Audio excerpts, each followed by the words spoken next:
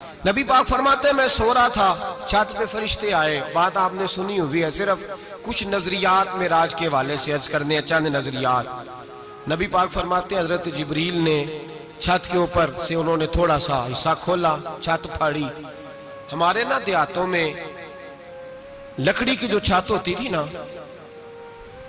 اس پہ ایک بندہ بھی اگر چلتا تھا نا تو گھر کے جو بزرگ ہوتے تھے کہتے تھے پتہ کرو چھت پہ بندہ ہے کوئی. ایک آدمی فٹافٹ بزرگ جاگ جاتے تھے، کہتے پتہ کرو بھائی، بلکہ ساتھ والے کو آواز دیتے تھے، دروازہ کھولتے تھے. ہوتا تھا کہ نہیں ہوتا تھا؟ ہو جاتا تھا نا. او بھائی 1.5-2 لاکھ بندہ چھت پہ چلے، اللہ کے رسول فرما رہے ہیں میں سو رہا ہوں. چھت پھاڑ دی، حضرت جبریل آ گئے.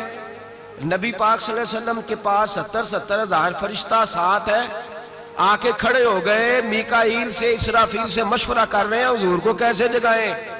نبی پاک فرماتے ہیں میں سو رہا ہوں. حالانکہ بخاری میں لفظ ہے، نبی پاک فرماتے ہیں میری آنکھیں سوتی ہیں، دل تو میرا ہر وقت جاگتا رہتا ہے. نبی کریم سید عالم صلی اللہ تعالی علیہ وسلم فرماتے ہیں میں سویا رہا. اب حضور آرام کہاں کر رہے تھے؟ زمین پہ. آرام کہاں کر رہے تھے؟ حضور علیہ السلام زمین پہ آرام کر رہے تھے. جناب جبریل جھکے. کتنا جھکے کہ حضور کے قدم ہی چوم لیے. نبی پاک کے قدم تو کتنا جھکے ہوں گے جی؟ رکوع تک. جی میں نہیں جی گل کی سجدے دی، تساں کیتی جے فتوہ لگا تو اڑے تے لگنا جی. کہاں تک لگی؟ کہاں تک جھکے؟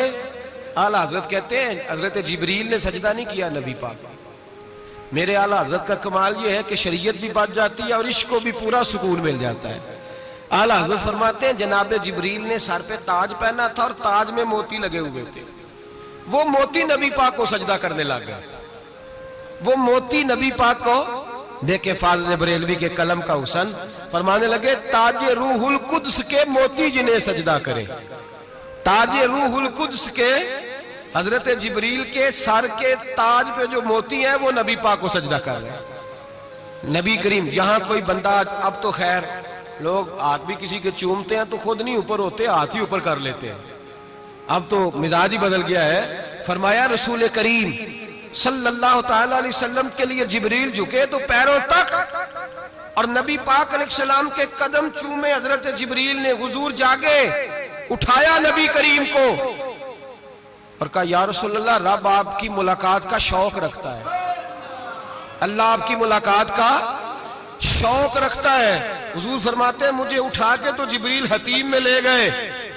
اور پھر یہ بخاری کے لفظ ہے، فرمایا یہاں گلے سے لے کر ناف تک میرا سینہ کھولا، میرا دل نکالا، آب زمزم میں رکھا.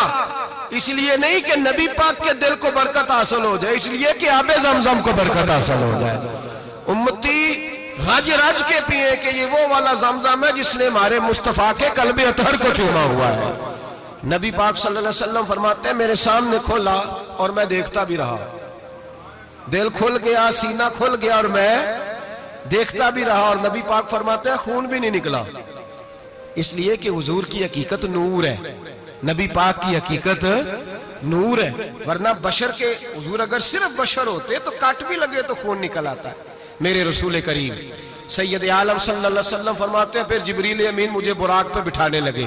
خچر سے چھوٹا تھا، گدھے سے بڑا تھا اور بجلیوں کا بنا ہوا تھا. جہاں اس کی نظر جاتی تھی وہاں اس کا قدم جاتا تھا. نبی کریم فرماتے ہیں مجھے بٹھانے لگے تو میں رک گیا. میں نے کہا میں نہیں بیٹھتا. یا رسول اللہ کیا ہوا؟ فرمایا اللہ فرماتا ہے یوم نسوق المجرمین الی جہنم وردا. جب آپ کے امتی نکلیں گے قبروں سے تو ڈنڈے مار مار کے لے جائے جائیں گے. پہلے رب میرے ساتھ وعدہ کرے کہ جب میرے غلام قبروں سے نکلیں گے تو انہیں بھی براق عطا کرے گا. پہلے وعدہ کرے.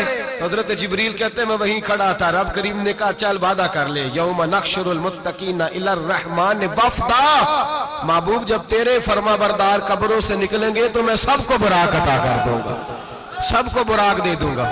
نبی کریم فرماتے ہیں میں براق پہ بیٹھا. سفر شروع ہوا. نبی رحمت علیہ السلام فرماتے ہیں میں گزرا. یہ بات آپ نے سنی ہوئی ہے پر بیان کرنے بھی بڑی ضروری ہے. مررت علی الموسیٰ فَهُوَ يُصَلِّ فِي قَبْرِهِ رواہ مسلم. او خدا کے بندو اللہ تبارک و تعالی ہدایت کا نور دے، کہاں بیٹھ کے قرآن و سنت پڑھتے ہو؟ کیوں نہیں عقیدے کو سمجھتے؟ نبی کریم علیہ السلام نے فرمایا میں معراج کی رات گزرا، یہ سنی کان کھول کے سنے، دل کھول کے، صحیح مسلم کی حدیث، فرمایا میں معراج کی رات گزرا تو حضرت موسیٰ اپنی قبر میں کھڑے ہو کے نماز پڑھ رہے تھے۔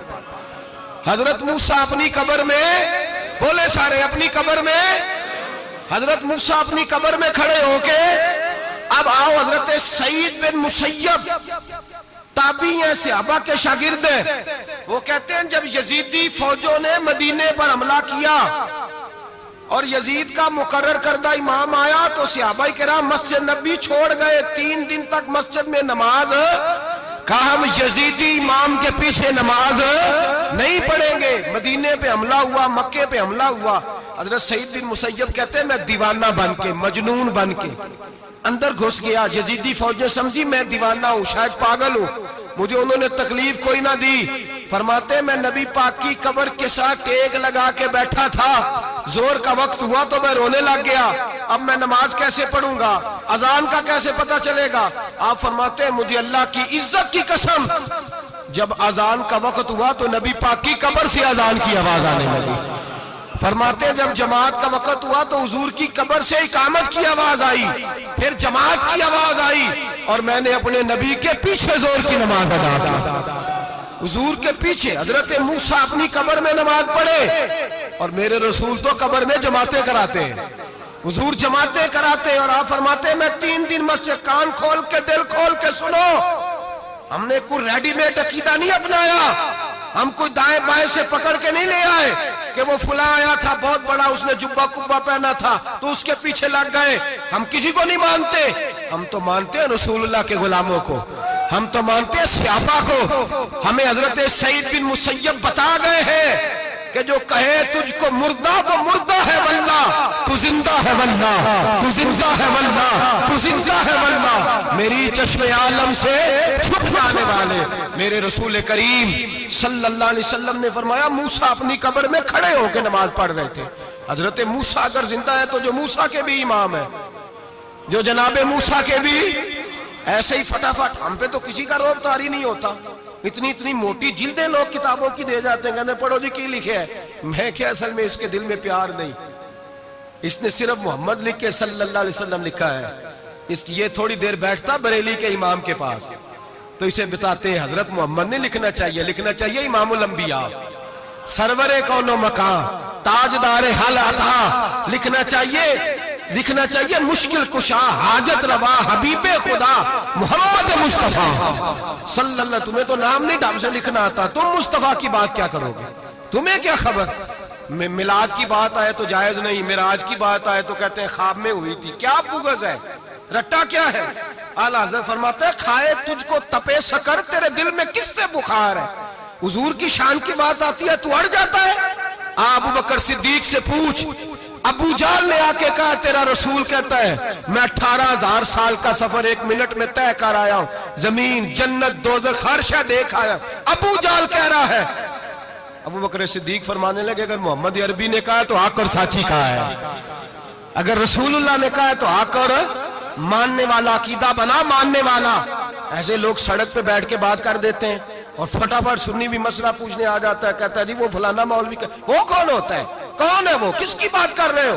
بات کرنی ہے تو ابو بکر صدیق کی کرو، عثمان غنی کی کرو، مولا علی کی کرو، انس بن مالک کی کرو، طلحہ اور زبیر کی کرو۔ ہم کسی دائیں بائیں والے شخص کی بات نہ کرتے نہ سنتے، ہم پہ نہیں کسی بندے کا روب طاری ہوتا ہوں کہ چل دوڑ جا، ہم تجھے کیا سمجھتے ہیں؟ ہم تو سمجھتے ہیں اس کو جس کی بات سے رسول اللہ کی پیار کی خوشبو آتی ہے۔